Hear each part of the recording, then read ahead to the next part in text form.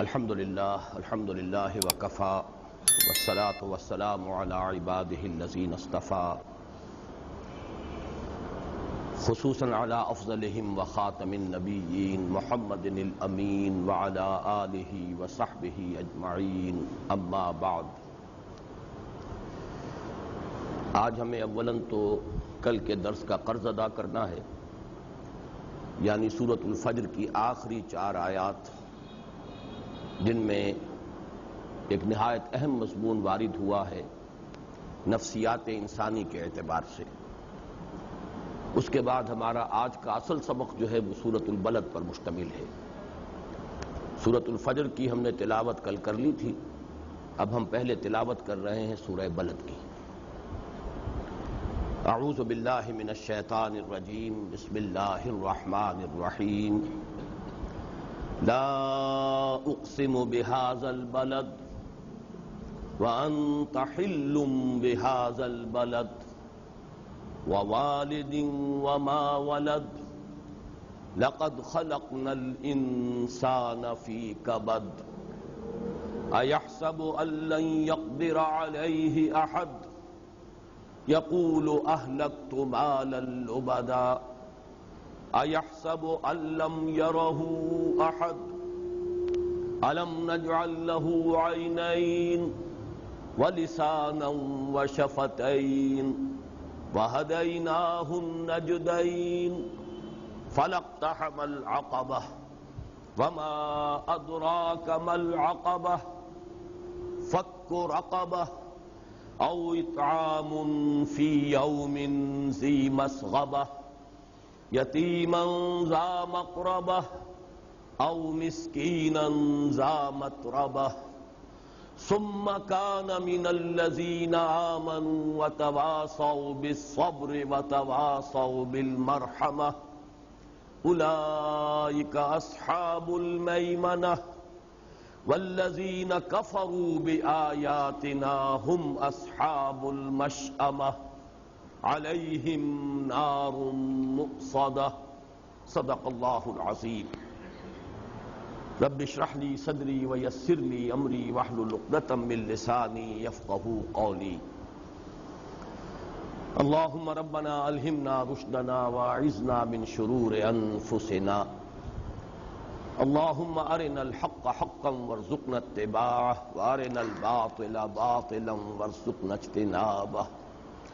اللہم ربنا زدنا ایمانا وہدا وعلما نافعا وعملا صالحا ورزقا حلالا طیبا۔ اللہم ارحمنا بالقرآن العظیم واجعلہ لنا اماما ونورا وہدا ورحمہ۔ اللہم ذکرنا منہ ما نسینا وعلمنا منہ ما جہلنا وارزقنا تلاوته آناء اللیل وآناء النہار واجعلہ لنا حجتا یا رب العالمین آمین۔ جیسے کہ میں نے عرض کیا، ہمیں آج اولاً کل کے درس کا قرض ادا کرنا ہے۔ سورۃ الفجر کی 26 آیات کا ہم نے ترجمہ کر لیا تھا اور اپنی امکانی حد تک ان کے مضامین پر غور و فکر کر لیا۔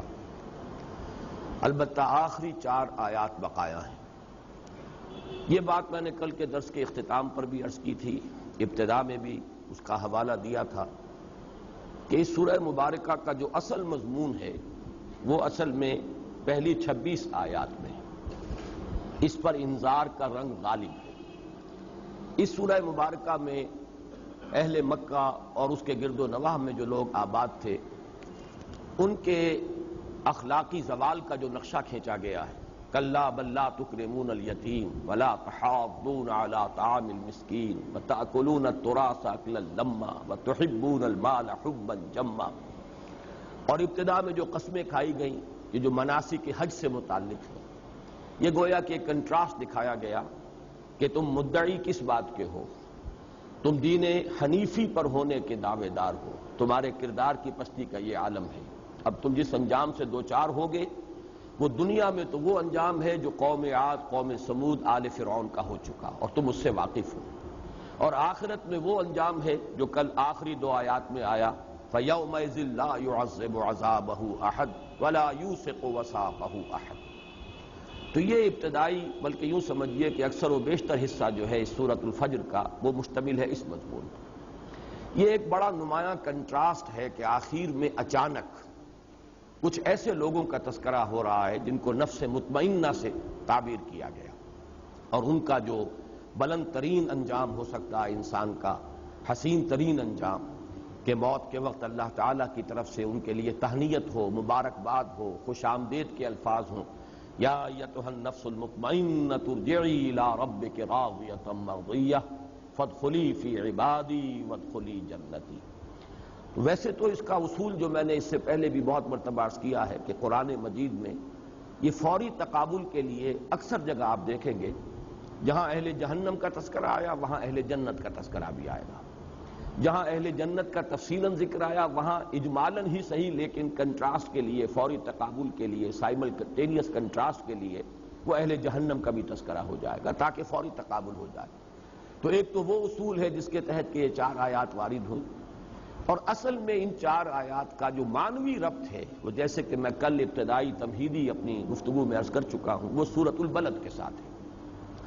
اس انجام کو حاصل کرنے کے لیے انسان کو ایک محنت کرنی ہے، ایک سلوک ہے، وہ سلوک ہے جو سورہ بلد میں آ رہا ہے۔ یہی وجہ ہے کہ سورہ بلد میں آغاز میں اس اندھیرے میں جو روشنی کی ایک مدھم سی، ایک دھیمی سی کرن تھی، اس کا ذکر کیا گیا کہ مال کا خرچ کرنا، چاہے وہ ملمے کی نیکی تھی، وہ ریاکاری کے لیے خرچ کرنا تھا، لیکن اس سے بات شروع کی گئی ہے۔ یعنی اسی کو اگر صحیح رخ پر ڈال دیا جائے اور اس کو ایک صحیح راستے پر ڈال دیا جائے، سلوک جسے کہا جاتا ہے، تو پھر انسان اس انجام کا حقدار ہو جائے گا جس پر کہ اختتام ہو رہا ہے سورۃ الفجر کا۔ یا ایتھا النفس المطمئنہ ارجعی الی ربک راضیۃ مرضیہ فادخلی فی عبادی وادخلی جنتی۔ آج تمہید میں اسی پر اکتفا کیجئے، اب آئیے کہ ہم ان آیات پر غور کریں۔ یا ایتھا النفس المطمئنہ، اے وہ جان جو مطمئن رہی، یہ تو اس کا لفظی ترجمہ ہوا، لیکن جیسا کہ میں نے عرض کیا انسانی نفسیات کے بہت ہی اہم حقائق ہیں جو اس ایک لفظ کے پردے میں چھپے ہوئے۔ یہ وہ مضامین ہیں جو میں نے اپنے درس کے دوران مختلف مواقع پر بیان کیے ہیں، لیکن جیسے میں نے اس سال اپنے تنظیم اسلامی کے سالانہ اجتماع میں بھی اور انجمن کے محاضرات میں بھی کوشش کی کہ بعض جو بنیادی اور اہم مضامین ہیں ہمارے دین کے اور قرآن حکیم کے جو بنیادی تھیمز ہیں، ان پر میں نے اپنی سوچ کو اپ ڈیٹ کیا، اور آخری جو نتائج ہیں آج کی تاریخ تک وہ میں نے گویا کہ کوشش کی کہ میں انہیں ایک ترتیب کے ساتھ بیان کروں۔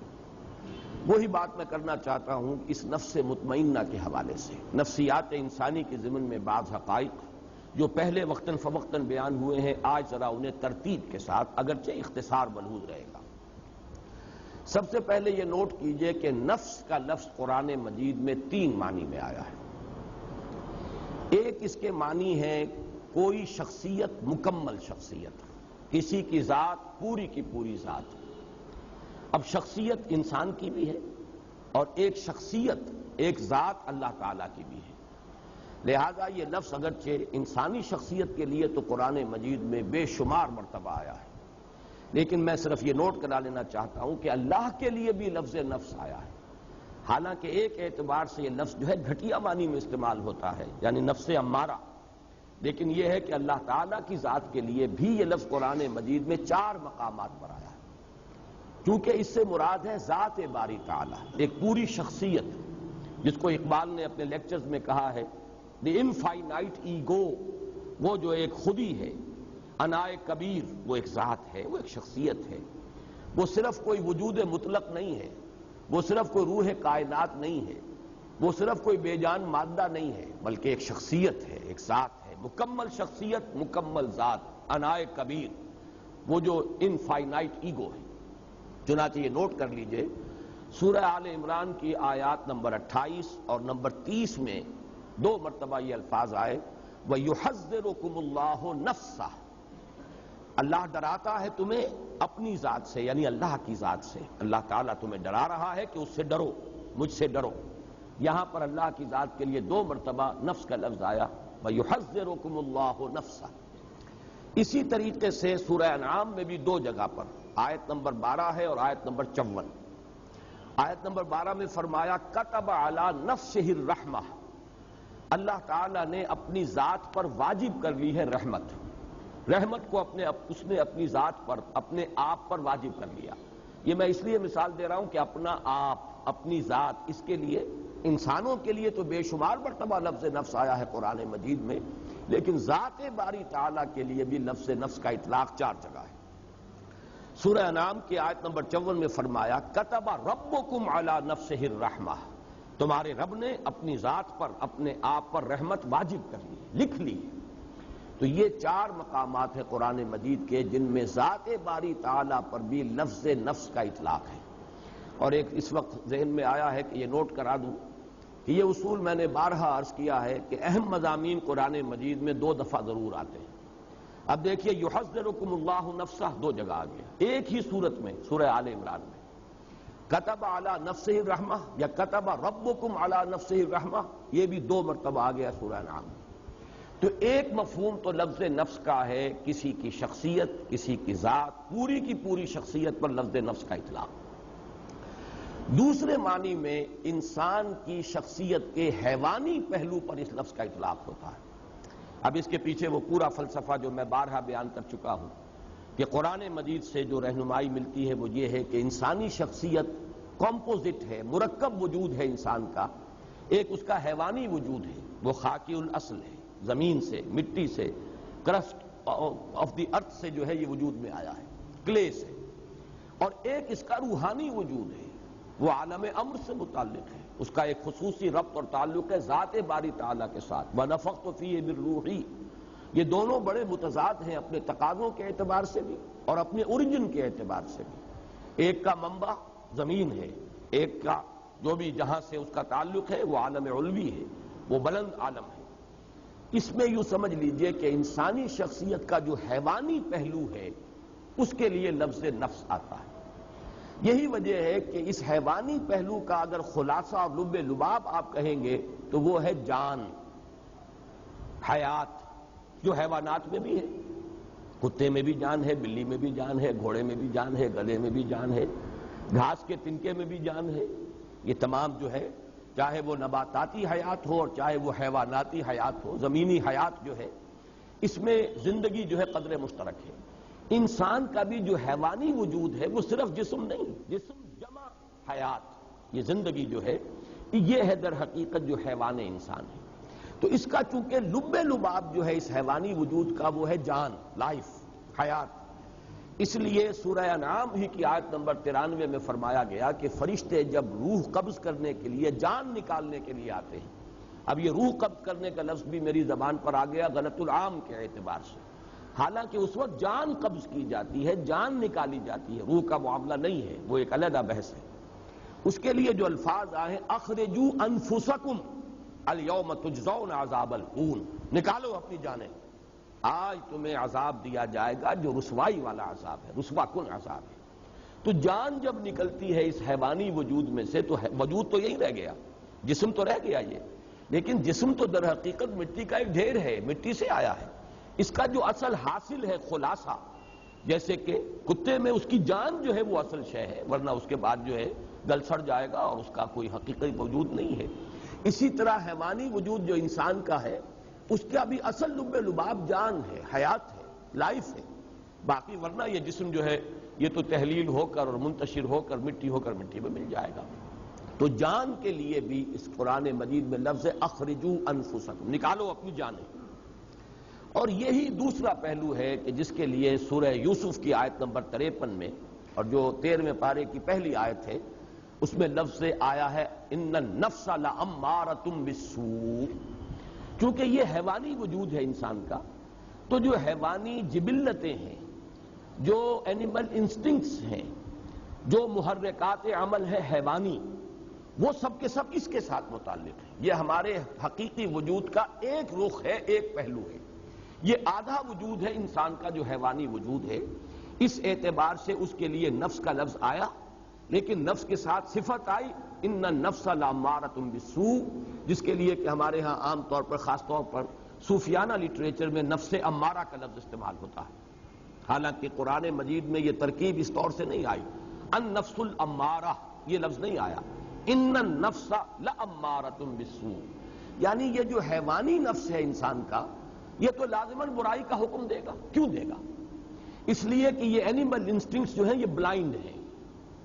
انسان کو بھوک لگتی ہے، پیٹ کھانے کو مانگتا ہے، اسے اس سے غرض نہیں ہے کہ وہ حلال کھانا کھا رہا ہے یا حرام کھا رہا ہے، اسے تو اپنی بھوک کی سیٹسفیکشن درکار ہے۔ پھر یہ کہ وہ فی نفسہ ہی وہ گوشت جو ہے چاہے بکری کا ہے اور چاہے وہ سور کا ہے، نفس کو تو اس سے بھی تعلق نہیں۔ پھر بکری کا بھی ہے تو حلال ذریعے سے کمایا گیا یا حرام ذریعے سے کسی کی جیب کاٹ کر جا کر بکری کا گوشت خرید لیا گیا، ان چیزوں سے نفس کو بحث نہیں۔ اسے تو جو بھی ٹینشن اندر ڈیولپ ہو جاتا ہے، بھوک کا ٹینشن انسانی نفس کے اندر، اسے اپنی تسکین چاہیے، اور وہ تسکین پیٹ کو بھرو۔ اسی طرح شہوت ہے، جنسی جذبہ ہے، وہ تو اپنی تسکین چاہتا ہے، گریٹیفیکیشن چاہتا ہے، اسے اس سے غرض نہیں حرام راستے سے ہو، حلال راستے سے ہو، برائی سے ہو، بھلائی سے ہو، جائز سے ہو، ناجائز سے، اسے اس کی کوئی غرض نہیں۔ تو یہ جو انسان کے جو حیوانی جبلتیں ہیں، حیوانی انسٹنکٹس ہیں، یہ جو اس کے محرکات عمل ہیں حیوانی، یہ رجحانات و میلانات جو حیوانی ہیں، یہ چونکہ اندھے ہیں، انہیں خیر اور شر اور انہیں حلال و حرام اور جائز و ناجائز سے بحث نہیں ہے، لہذا ان کے لیے فرمایا گیا یہ تو برائی کا حکم دیں گے۔ پھر ان کے اندر بعض وہ جبلتیں بھی ہیں، جیسے کہ ایڈلر نے جس کو کہ آئیڈینٹیفائی کیا، دی ارج ٹو ڈومینیٹ، انسان چاہتا ہے کہ غلبہ حاصل کرے، دوسروں پر تفوق، حب تفوق۔ اب اس میں بھی انسان اندھا ہو جاتا ہے، جائز راستے سے ہو، ناجائز سے ہو، لوگوں کے حقوق تلف کر کے ہو، لوگوں پر اپنا جو ہے قہاری اور اپنے جبر کو مسلط کرنے سے ہو، لیکن چاہتا ہے انسان کہ اسے تفوق اور فوقیت حاصل ہو جائے۔ یہاں یہ نوٹ کر لیجئے کہ در حقیقت جدید نفسیات جو ہے وہ انسانی شخصیت یا نفسیات انسانی کے صرف کس پہلو سے بحث کرتی ہے؟ کیونکہ روحانی وجود اس کے دائرہ تحقیق و تفتیش سے خارج ہے، نظر آنے والا وجود یہی ہے۔ ایکسپیریمنٹ کا اگر موضوع بن سکتا ہے، یہی وجود بن سکتا ہے۔ آج کل کی سائیکالوجی جو ہے وہ ایکسپیریمنٹل سائیکالوجی ہے، وہ اس کی اساس فزیولوجی پر ہے۔ علم عضویات جو ہے، انسان کے جو اعضاء ہیں ان کا وظائف الاعضاء، یہ اس کی بنیاد ہے، اور اس کے لیے سائنٹیفک اب تحقیقات ہوتی ہیں۔ نظریاتی پہلو اس میں بہت کم رہ گیا ہے، اصل جو ہے عضویاتی پہلو ہے اور سائنٹیفک اور حقائق کے پہلو ہے۔ تو ظاہر بات ہے اس کا موضوع بنے گا انسان کا یہ حیوانی وجود، یہی ہے کہ جس کو آپ دیکھ سکتے ہیں، اس کی تحلیل کر سکتے ہیں، اس کا تجزیہ کر سکتے ہیں۔ تو یہ جو موضوع ہے جدید نفسیات کا، اس میں کوئی شک نہیں کہ ماننا پڑتا ہے کہ بہت سے ماہرین نفسیات جو ہیں، جدید نفسیات کے ماہر، انہوں نے واقعتاً بڑی گہرائی میں مشاہدہ کیا ہے۔ اگرچہ جو اس پر انہوں نے پھر جو نظریات ڈیولپ کیے ہیں، چونکہ یکرخا مطالعہ ہے ان کا، انسان کی پوری شخصیت تو ان کے موضوع غور و فکر کا موضوع ہی نہیں ہے، انسان کا جو روحانی وجود ہے وہ ان کے دائرہ تحقیق و تجسس میں آتا ہی نہیں، لہذا وہ یک طرفی بات ہے۔ جیسے کہ دجال کے بارے میں، فتنہ دجالیت کے بارے میں کہا کہ وہ یک طرفہ ایک ترقی ہے انسان کی، مادی علم کی ترقی ہو رہی ہے، ٹیکنالوجی کی ترقی ہو رہی ہے، روحانیات و اخلاقیات جو ہیں وہ پستی میں چلے جا رہے ہیں، ایک آنکھ والا معاملہ ہے۔ وہ آنکھ خوب کھلی ہوئی ہے، چاہے وہ فرائیڈ ہو، چاہے وہ ایڈلر ہو، چاہے وہ میکڈوگل ہو، چاہے وہ ینگ ہو، چاہے وہ مارکس ہو، ان تمام مفکرین نے نفسیات انسانی کا جو جائزہ لیا ہے تو ایکویٹی آف آبزرویشن جس کو ہم کہیں گے، ایکویٹی آف ویژن، دیکھا بہت ہے، بہت ایکیوٹلی مشاہدہ کیا، اس میں کوئی شک نہیں، لیکن یہ کہ اس پر پھر جو نظریات انہوں نے بنائے ہیں میں ان کی تائید نہیں کر رہا، اس وقت جو تحسین کر رہا ہوں وہ صرف ان کے گہرے مشاہدے کی، لیکن یہ کہ یہ بات نوٹ کر لیجئے کہ ان کا یہ سارا مطالعہ انسان کی حیوانی نفسیات سے متعلق ہے، انسان کی اصل انسانی نفسیات جن کو ہم کہہ سکتے ہیں کہ وہ انسان کے روحانی وجود سے متعلق ہیں، اس کے ضمن میں وہ در حقیقت ان کی تحقیق اور جستجو کا میدان ہے ہی نہیں۔ اب تیسری بات نوٹ کیجئے کہ اصلاً اسلام اور قرآن نے جو ہدایت ہمیں دی ہے اس کے بارے میں پہلی بات تو میں عرض کر چکا ہوں کہ یہ کمپوزٹ وجود ہے، حیوانی وجود اور ایک روحانی وجود، لیکن قرآن سے ہمیں یہ معلوم ہوتا ہے کہ ایک حقیقت اور ہے انسان کے اندر جو ان دونوں کے بین بین ہے۔ انسان کا ایک وجود روحانی وجود، ایک حیوانی وجود، حیوانی داعیات، حیوانی محرکات، حیوانی رجحانات، حیوانی میلانات، حیوانی محرکات عمل، روح اس کے تقاضے، اس کی پل، وہ بلندی کی طرف لے جانا چاہتی ہے انسان کو، یہ پستی کی طرف لے جانا چاہتے ہیں انسان کو، لیکن ان دونوں کے مابین ایک پل اپورڈ ہے، ایک پل ڈاؤن ورڈ ہے، دونوں کے مابین ایک اور لطیف حقیقت ہے انسانی وجود کی، جس کو کہا جاتا ہے قلب۔ اب یہ لطیف حقیقت کا جو لفظ میں نے استعمال کیا ہے، صوفیہ اسی کو استعمال کرتے ہیں لطائف۔ لطائف ثلاثہ کا میں قائل ہوں کہ قرآن مجید سے مجھے ان کا ثبوت ملا ہے۔ بعض صوفیہ نے لطائف خمسہ، لطائف ستہ، وہ اور بھی کچھ چیزیں ہیں کہ جن پر گفتگو کی ہے، لیکن بہرحال میں یا تو یہ کہ یہ سمجھ لیجئے کہ میں اپنے قصور فہم کا اعتراف کر رہا ہوں۔ بہرحال مجھے قرآن مجید کے اندر ان کا سراغ نہیں ملا۔ نفس جس کے بارے میں پوچھ چکا، اور جدید ماہرین نفسیات کی ساری گفتگو، بحث، تفتیش، تجسس، وہ صرف اسی سے متعلق ہے۔ لطیفہ روح جو بلند ہے اور لطیفہ قلب۔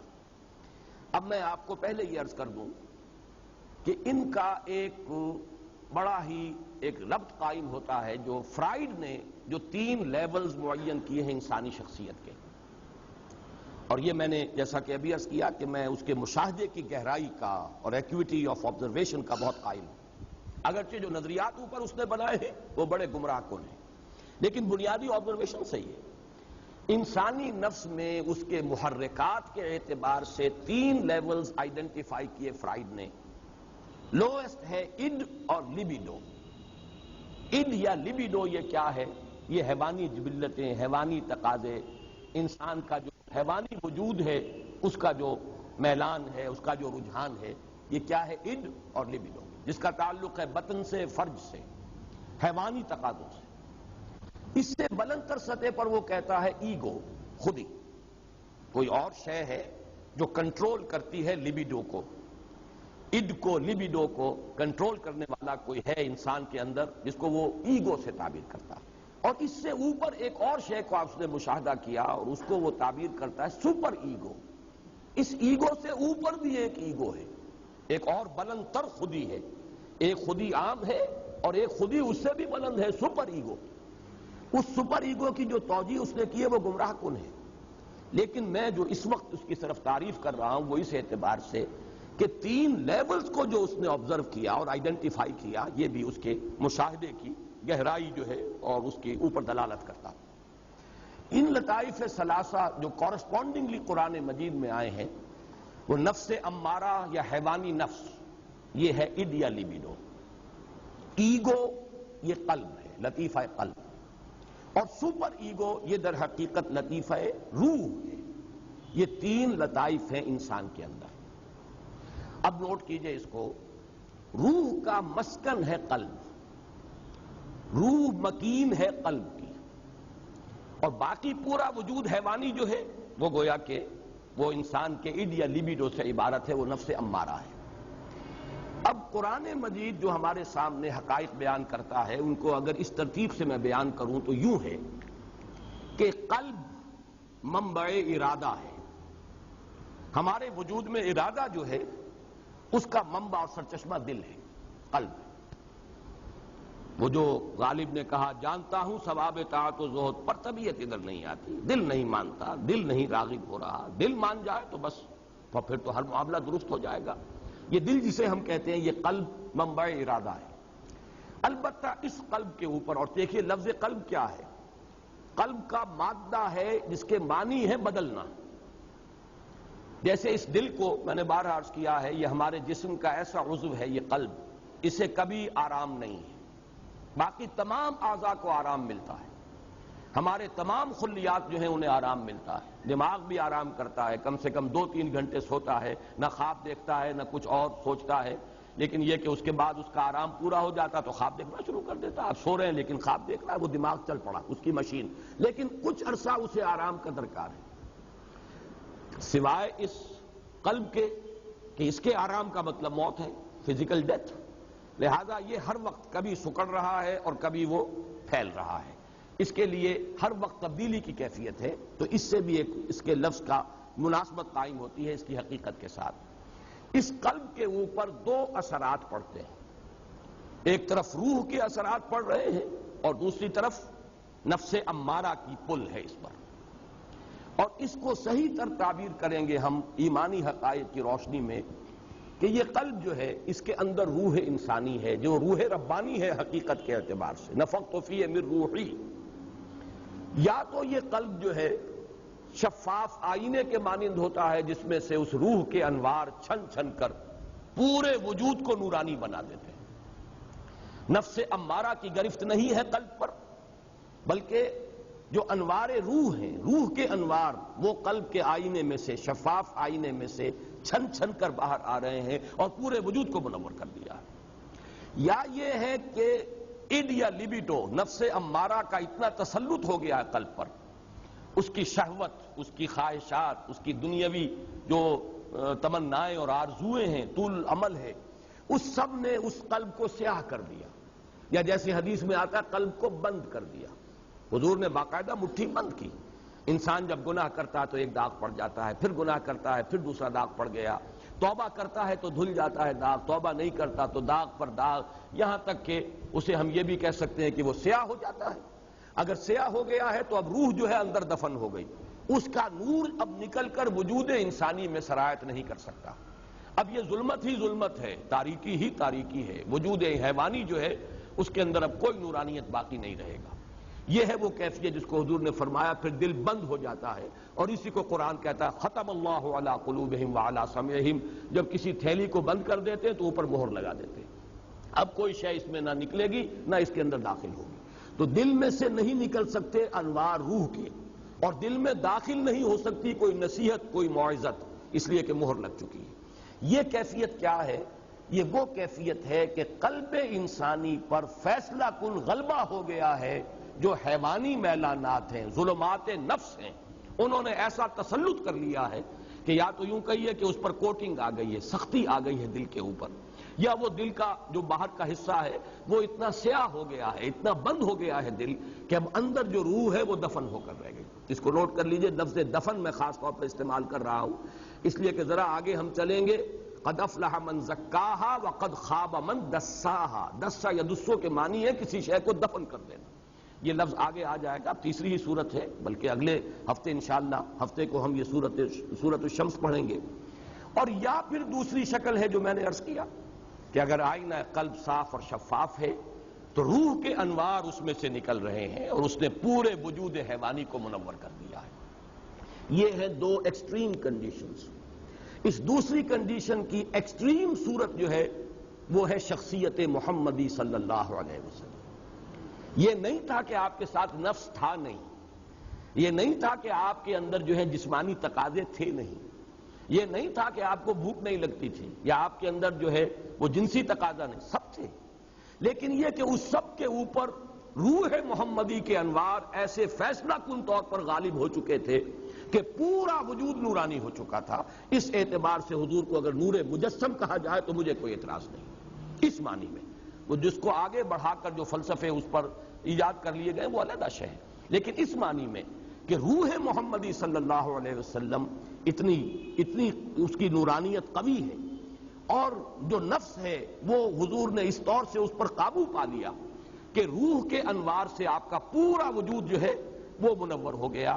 اس کے لیے سورہ نور کی وہ جو رکوع ہے، 5واں رکوع، اس میں جو تعبیر آئی ہے اسے ذہن میں تازہ کر لیجئے. نور علی نور. یہ تو انوار ہی انوار ہیں پورے وجود کے اندر. بتمام و کمال تو یہ ذات محمدی ہے صلی اللہ علیہ وسلم، لیکن یہ کہ اسی راستے پر چلنے والے اور بھی لوگ ہوں گے. نور کی انٹینسٹی تو وہ نہیں ہوگی جو نور محمدی کی ہے صلی اللہ علیہ وسلم، لیکن یہ کہ پورے وجود انسانی کا نورانی ہو جانا کم تر انٹینسٹی کے ساتھ، یہ بالکل معقول بات ہے، سمجھ میں آنے والی بات ہے.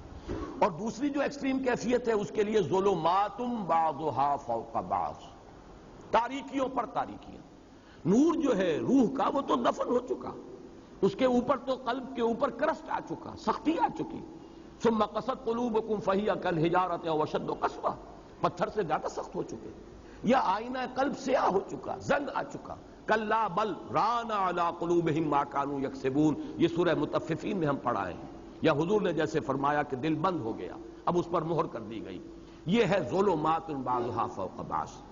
البتہ ایک تیسری کیفیت ہے بین بین. یہ قلب جو ہے کبھی ادھر کبھی ادھر. آپ یوں سمجھیے کہ 90% انسان اسی کیفیت میں ہوں گے.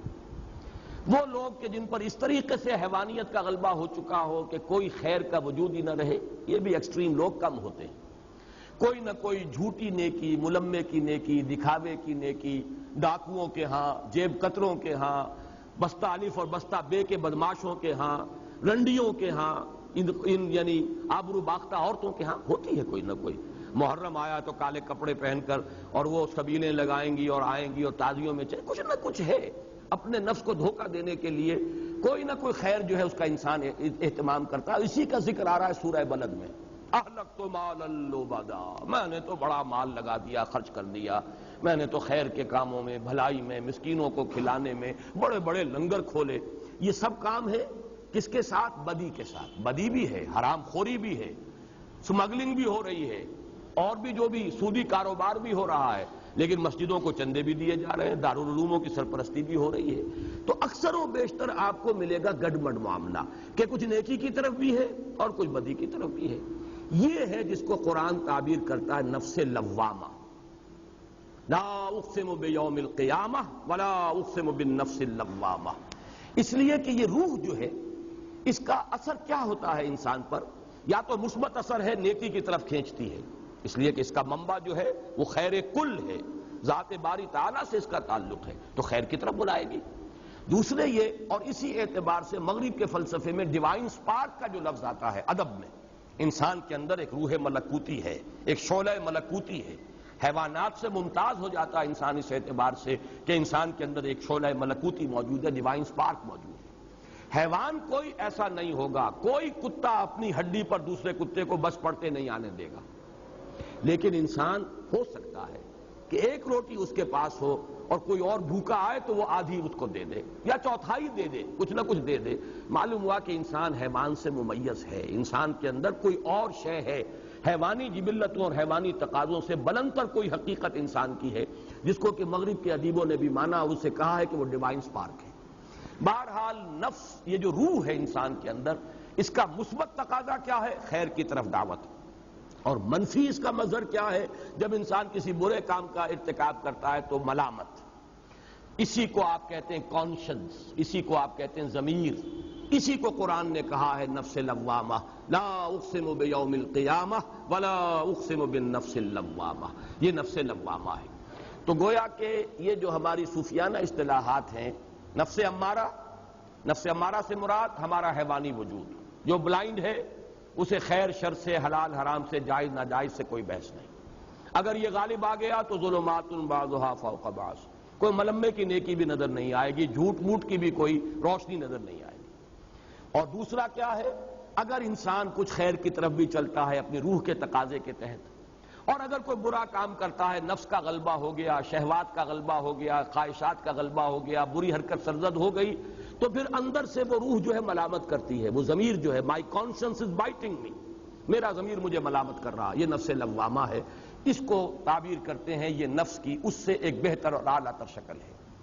بلند ترین شکل جو ہے وہ نفس مطمئنہ، جبکہ انسان کی روح کو تمکن حاصل ہو جائے وجود انسانی پر۔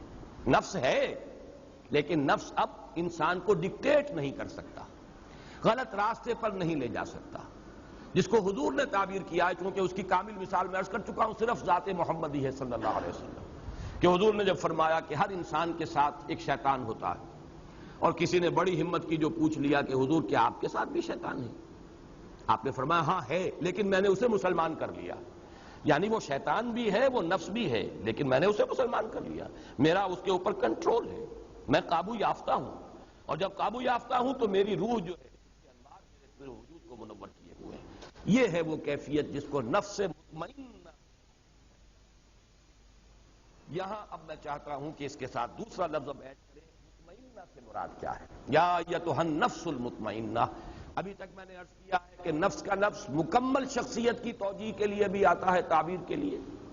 نفس ہمارے صرف حیوانی وجود کے تقاضے کے لیے بھی آتا ہے، جس کا خلاصہ اور لب لباب ہے ہماری جان، اور اسی معنی میں وہ نفس امارہ کا لفظ استعمال ہوتا ہے۔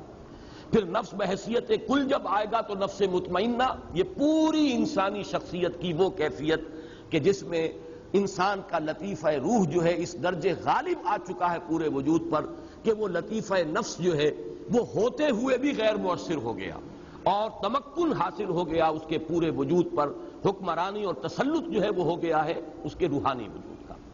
اب مطمئنہ کسے کہتے ہیں؟ اطمئنان، یہ ہم اردو میں اس کو لکھتے ہیں تو اطمینان لکھتے ہیں یہ کے ساتھ، عربی میں اصل میں یہ لفظ ہے اطمئنان حمزہ کے ساتھ۔ هو الاستقرار والثبات، کسی چیز پر جم جانا، یہ ہے در حقیقت اطمینان کا اصل مطلب۔ اس اطمینان کے دو رخ ہیں، اور یہ میں اس مرتبہ اپنے حقیقت ایمان والی بحث میں ایمان کا امن سے تعلق اس میں تفصیل سے بیان کر چکا ہوں اس مرتبہ کے محاضرات میں۔ انسان کو دو قسم کے اطمینان درکار ہیں، ایک ذہنی اطمینان اور اس کو ہم ذہنی سکون سے بھی تعبیر کرتے ہیں، ایک قلبی اطمینان یا قلبی سکون، اسے اطمینان کہیں، سکون کہیں، امن کہیں، تینوں الفاظ یہاں ہم معنی ہو جائیں گے۔ ذہنی اطمینان، قلبی اطمینان، ذہنی سکون، قلبی سکون، ذہنی امن اور قلبی امن۔ ذہنی امن کیا ہے؟ اس کائنات کے جو اصل بنیادی حقائق ہیں ان پر انسان کا دل ٹھک جائے۔ اللہ ہے، ہست، اللہ ہے، مجھے یقیناً اس کے حضور میں جانا ہے، میں وہیں سے آیا ہوں، انا للہ و انا الیہ راجعون، میری اصل زندگی آخرت کی زندگی ہے، مرنے کے بعد جی اٹھنا ہے۔ یہ جب ہے ہو جاتا ہے، اب اس میں شکوک نہ رہے، شبہات نہ رہے، وہ بات نہ ہو کہ ان نظن الا ظنا وما نحن بمستيقنين، گمان سا تو ہوتا ہے لیکن یقین نہیں ہوتا، یہ نہیں، بلکہ جسے کہا گیا سورہ حجرات میں انما المؤمنون الذين آمنوا بالله ورسوله ثم لم يرتابوا، پھر شک ہرگز نہ کرے۔ یہ ہے ذہنی اطمینان، انسان کو معلوم ہے میں کہاں سے آیا ہوں، کہاں جا رہا ہوں، مبدأ و معاد، جس کے لیے میں نے وہ شعر سنایا بارہا کہ اگر یہ انسان کو معلوم نہیں تو اس کی مثال اس بے لنگر کے جہاز کی سی ہے۔ ایک ایسا مسافر جسے یہی معلوم نہیں میں چلا کہاں سے تھا، میرا گھر کہاں ہے اور جا کہاں رہا تھا، جس کی یادداشت کہیں، میموری جو ہے اس کی کہیں اثناء سفر میں اس کی زائل ہو گئی، اسے یاد ہی نہ رہا، اس کی کیفیت کیا ہے؟ نہ ہاتھ باغ پہ ہے نہ پا ہے رکاب میں، البتہ یہ کہ وہ رخش عمر جو ہے وہ چل رہی ہے، رو میں ہے رخش عمر، کہاں دیکھیے تھمیں کیا معلوم کہاں جا کے رک جائے گی، یا جس کی بہتر تعبیر یہ ہے کہ نہ ابتدا کی خبر ہے نہ انتہا معلوم، رہا یہ وہم کہ ہم ہیں سو یہ بھی کیا معلوم۔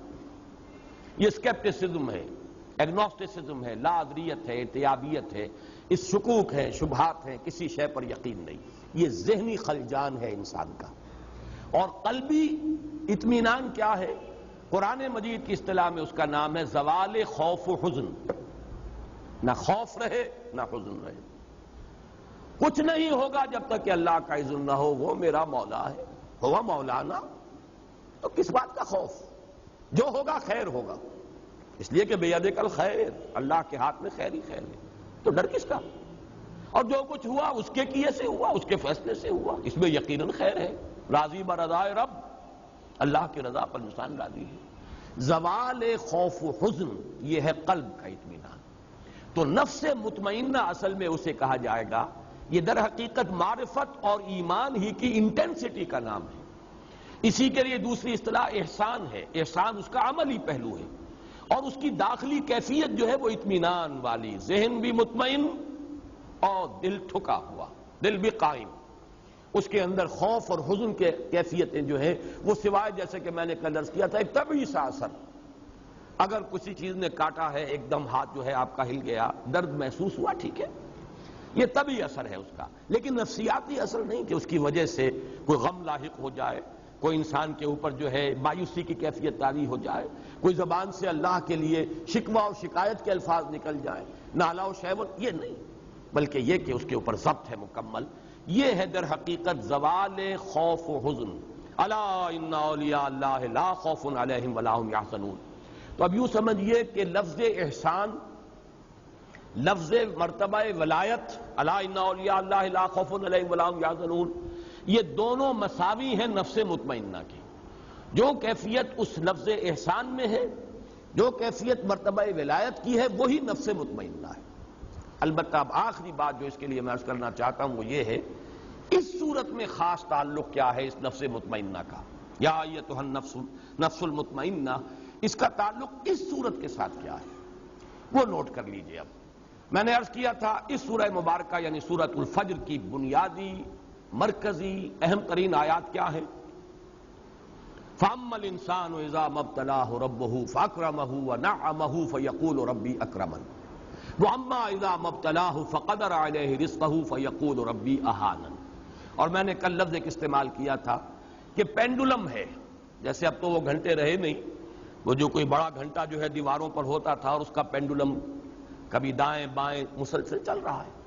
یہ پینڈولم سمجھئے کہ انسان پر جو حالات وارد ہوتے ہیں اس دنیا میں، اگر خوشگوار حالات ہیں، کھانے کو فراوانی سے مل رہا ہے، آسائش ہے، آرام ہے، شہرت بھی اچھی ہے، دنیا میں عزت بھی ہے، اب خوش ہے انسان، دل کی کلی کھلی ہوئی ہے۔ ذرا تکلیف آ گئی، ذرا مصیبت آ گئی، تنگی آ گئی، کوئی اور کسی اعتبار سے نقصان ہو گیا، اب انسان پر گھٹن طاری ہو گئی اور اس کی ایک مایوسی کی سی کیفیت طاری ہو گئی، یا تو پھولے نہیں سما رہا یا مایوس ہو گیا۔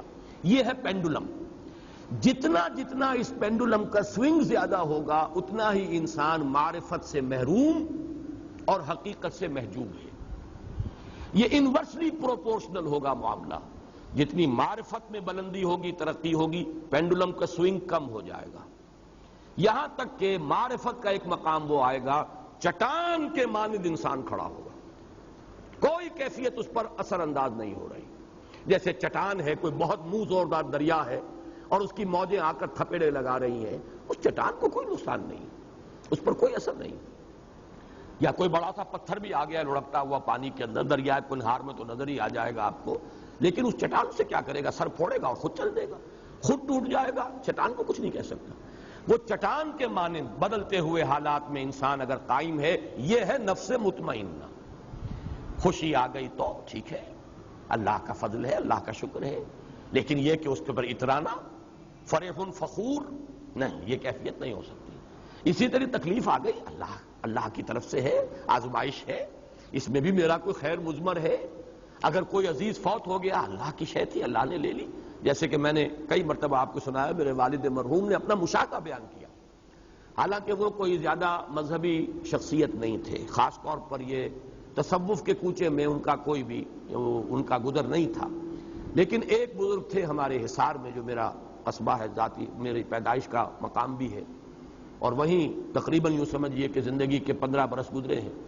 تو وہاں ایک بزرگ تھے مظفر علی خان، اور ان کے پھر یہ جو خلیفہ تھے عبد الصمد خان، وہ ہیں جو رینالہ خرد میں دفن ہیں اور جن کے نام کی تختی لگی ہوئی ہے، مسلم مسجد کا سنگ بنیاد انہوں نے رکھا تھا۔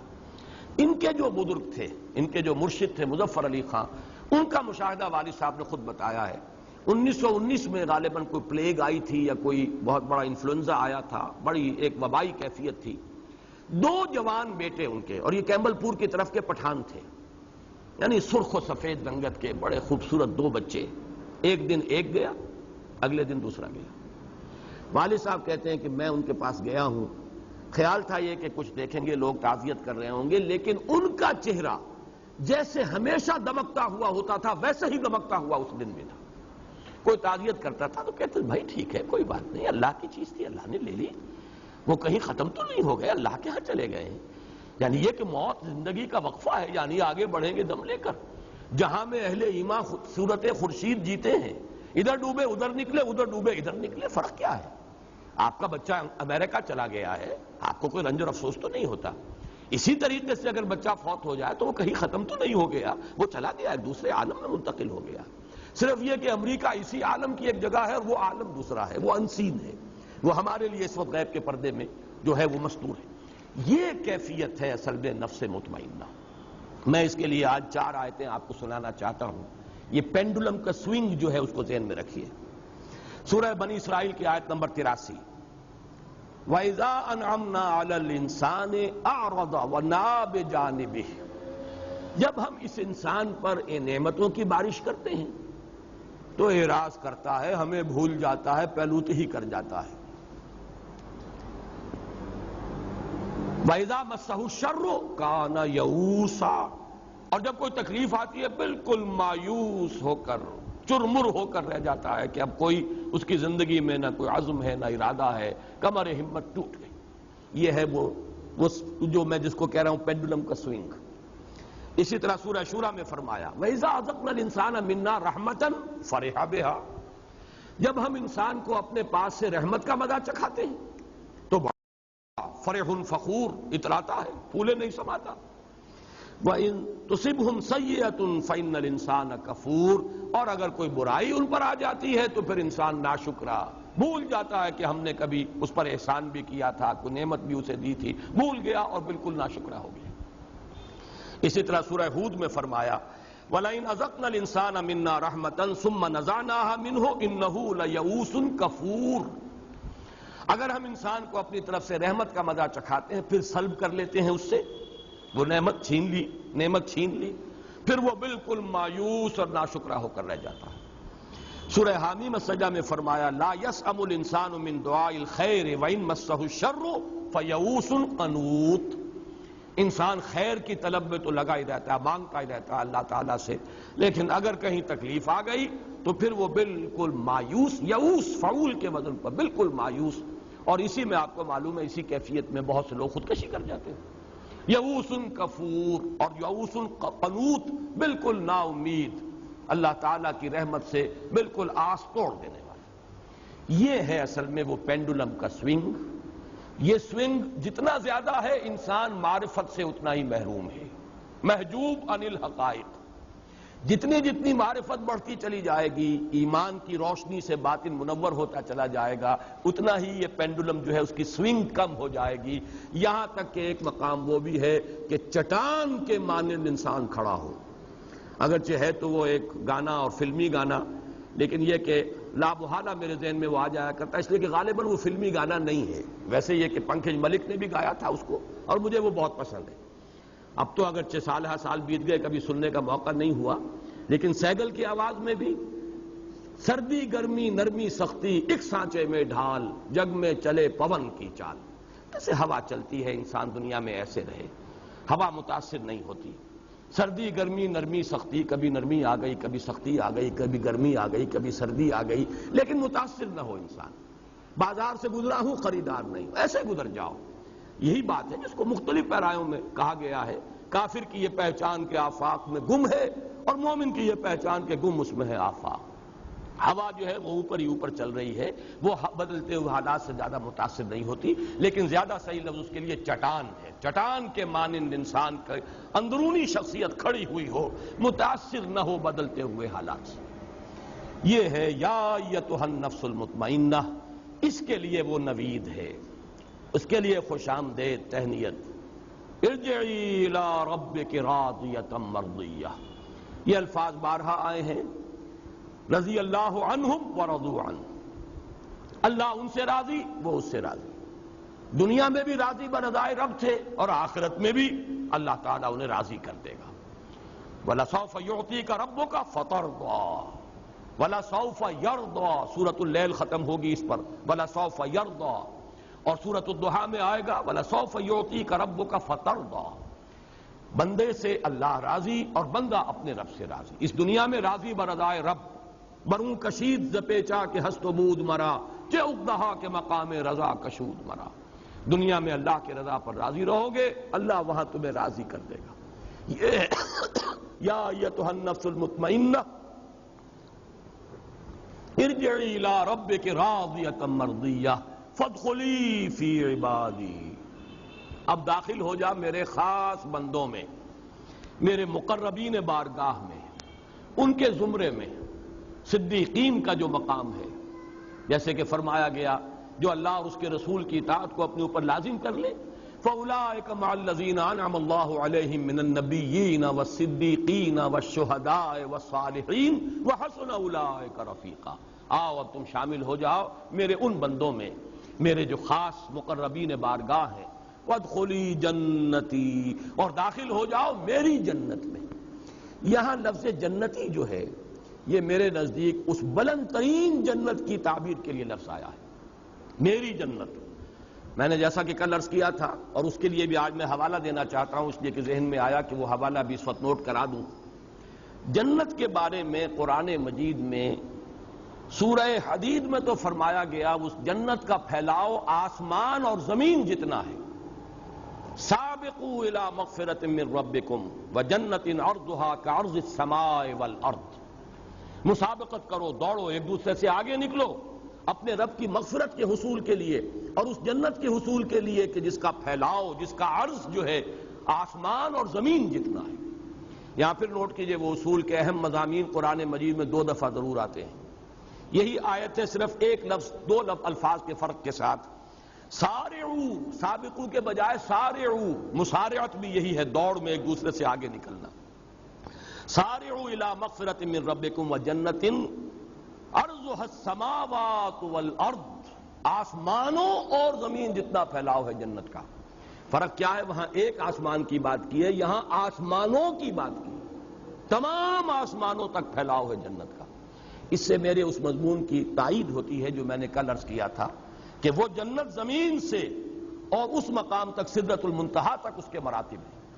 زمینی جنت عرضھا السماوات والارض، زمین اور آسمان، اور آسمانوں میں 7ویں آسمان پر ہے وہ سدرۃ المنتہا جس کے بارے میں فرمایا گیا عندہا جنت الماوا. وہ جنت الماوا اس کے قریب ہے، اس کے پاس ہے. تو یہ جنت کے مختلف مدارج اور ہیں، درجات ہیں کہ جو زمین سے لے کر اور وہ سدرۃ المنتہا تک پھیلے ہوئے ہیں. تو سارعوا الی مغفرۃ من ربکم وجنۃ عرضھا السماوات والارض. ایک دوسرے سے آگے نکلو، دوڑو، ایک دوسرے سے مسابقت کرو، مسارعت کرو اپنے رب کی مغفرت کے حصول کے لیے اور اس جنت میں داخلے کے لیے جس کا پھیلاؤ زمین سے آسمانوں تک ہے، جس کا عرض ہے آسمانوں اور زمین کو محیط. اللہم ربنا اجعلنا منہم. اللہ تعالی ہمیں ان میں داخل فرمائے. اللہم انا نسألک الجنہ ونعوذ بک من النار. آمین یا رب العالمین.